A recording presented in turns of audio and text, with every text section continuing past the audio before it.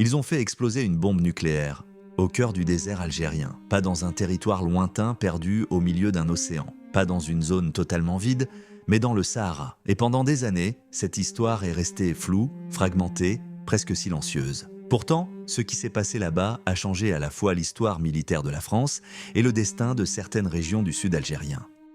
En 1960, la France veut entrer officiellement dans le club très fermé des puissances nucléaires. À cette époque, seuls les États-Unis, l'URSS et le Royaume-Uni possèdent l'arme atomique. Le général de Gaulle veut une force nucléaire indépendante pour que la France ne dépende de personne en cas de guerre. C'est la naissance de ce qu'on appelle la force de frappe. Mais pour tester une bombe nucléaire, il faut un endroit vaste, isolé, loin des grandes villes. L'Algérie est encore sous domination française. Le Sahara est immense. Le choix est fait. Le 13 février 1960, près de Regan, dans le sud-ouest algérien, la France déclenche sa première bombe nucléaire, Gerboise bleue. La puissance est estimée à environ 70 kilotonnes. Pour comparer la Besson-Modia, la bombe d'Hiroshima faisait environ 15 kilotonnes. L'explosion est gigantesque.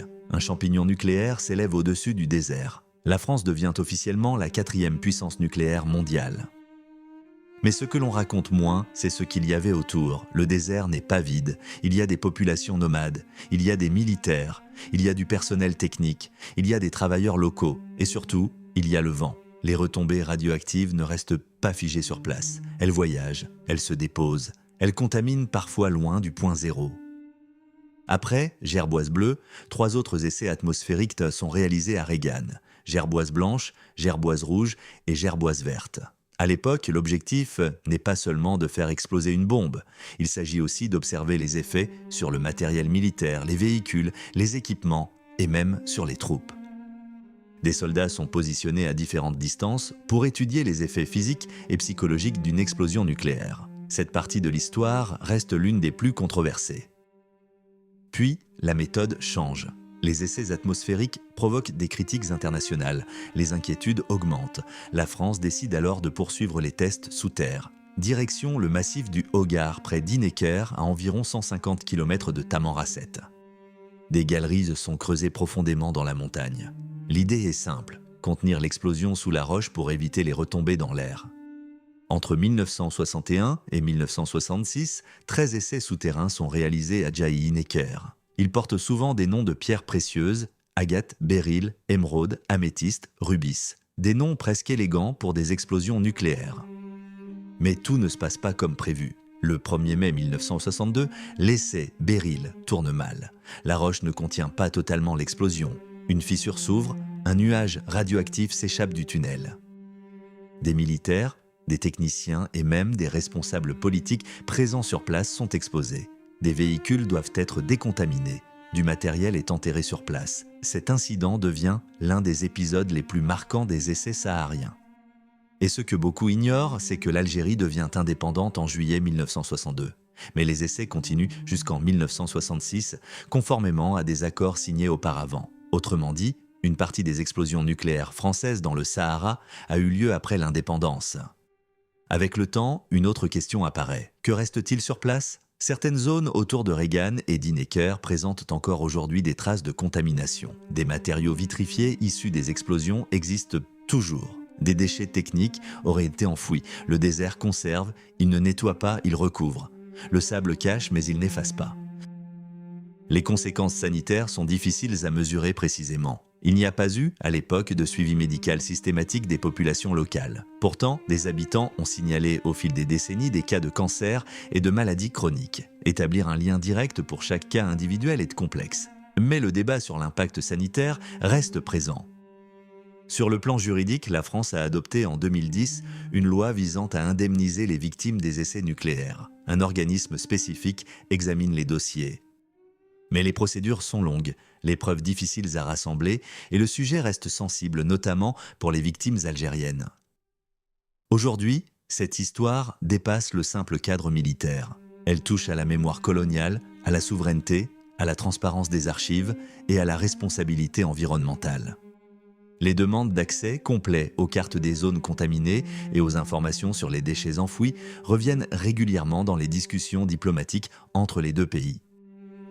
Et il y a une vérité simple, le Sahara n'était pas un laboratoire vide. C'était un territoire vivant. Derrière chaque explosion, il y avait des êtres humains. Derrière chaque nom de code élégant, il y avait une onde de choc réelle. La France est aujourd'hui l'une des puissances nucléaires reconnues dans le monde. Son arsenal fait partie de sa stratégie de dissuasion. Mais cette puissance s'est construite quelque chose.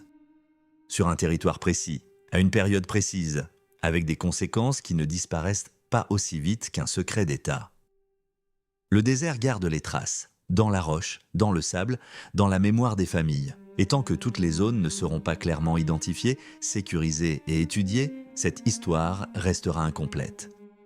Parce qu'une explosion nucléaire dure quelques secondes, mais ses effets peuvent traverser les générations. Et il y a un autre détail qu'on oublie souvent. Pendant longtemps, une partie des archives liées à ces essais est restée classifiée. Cela signifie que certaines informations précises sur les zones exactes de retombées, les niveaux mesurés à l'époque ou les méthodes de gestion des déchets n'étaient pas accessibles au public. Or, sans données complètes, il est difficile pour les scientifiques indépendants d'évaluer précisément l'impact environnemental à long terme. L'ouverture progressive de certains documents a relancé les débats, mais beaucoup estiment que toute la transparence n'a pas encore été atteinte. Il y a aussi la dimension environnementale pure. Le Sahara peut sembler immobile, figé, éternel. Pourtant, le vent déplace le sable, les tempêtes redistribuent les particules, les nappes phréatiques circulent déjà sous terre. Une contamination radioactive ne fonctionne pas comme une simple tache fixe sur une carte. Elle peut évoluer, se concentrer dans certains points, disparaître ailleurs, puis réapparaître sous une autre forme. Cela rend la surveillance complexe et nécessite des études continues, même des décennies après les explosions. Et finalement, cette histoire pose une question simple mais puissante. Jusqu'où une nation est-elle prête à aller pour garantir sa sécurité stratégique ? Les essais nucléaires ont permis à la France d'asseoir sa place parmi les grandes puissances militaires. Mais ils ont aussi laissé une empreinte durable dans le désert algérien. Entre stratégie, politique, mémoire et environnement, le Sahara reste un témoin silencieux. Et tant que toutes les réponses ne seront pas clairement établies, cette page d'histoire continuera de soulever des questions. Il faut aussi comprendre que cette histoire ne concerne pas seulement deux pays. Elle s'inscrit dans le contexte plus large de la guerre froide, une période où les grandes puissances testaient, développaient et amélioraient leurs armes nucléaires dans une logique de dissuasion. À cette époque, la priorité stratégique passait souvent avant les considérations environnementales ou sanitaires telles qu'on les conçoit aujourd'hui.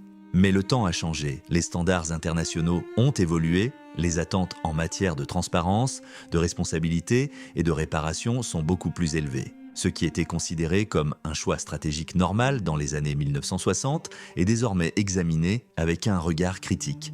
Et c'est justement ce décalage entre le passé militaire et les exigences morales actuelles qui rend le sujet encore plus sensible. Alors, la vraie question reste ouverte. Que doit-on faire aujourd'hui avec cet héritage ? Faut-il rouvrir totalement les archives ? Accélérer les opérations de dépollution, revoir les mécanismes d'indemnisation, mettre en place un suivi sanitaire indépendant dans les régions concernées. Et maintenant, j'aimerais savoir ce que vous en pensez. Est-ce qu'on parle assez de cette période ? Est-ce que tout a été clarifié selon vous ? Est-ce qu'il faut aller plus loin ? Dites-moi en commentaire votre avis, vos questions ou les points que vous voulez que j'analyse dans une prochaine vidéo.